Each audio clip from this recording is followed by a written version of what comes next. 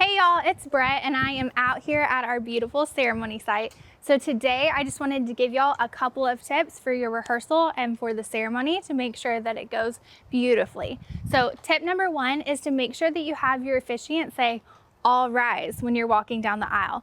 A lot of times people are kind of like looking around like they know they're supposed to stand up, but they just don't know when. So making sure that your officiant is going to remember to say, "Everybody please rise," is going to be key. Also, make sure your officiant knows to step out of the way for your first kiss. You don't want the first kiss picture with your officiant standing right behind you. Usually for the ceremony, he's only about 3 to 4 inches behind y'all. So that's gonna be a little awkward in your first kiss picture. So make sure he just knows to step out of the way. Also, before the whole ceremony even starts, the first thing the officiant should do is give an announcement saying, "Hi everyone, thank you so much for coming. They're so excited for y'all to be here and share this day with them. Please put away your cell phones.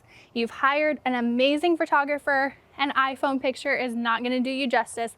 Let the photographer do their work."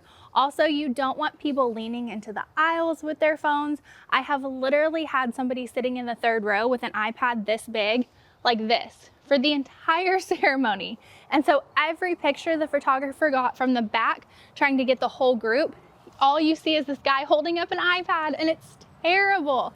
So make sure that the officiant is saying, "Hey guys, everybody put away your devices. We have an amazing photographer. Let them do their job."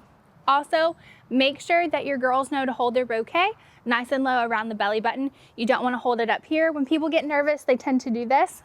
Bouquets around the belly button and angle it out just a little bit. And then your groomsmen, you want to make sure that they know to put their left hand on their right wrist. You don't want some people like this, some people like this, some people like this, some people like this.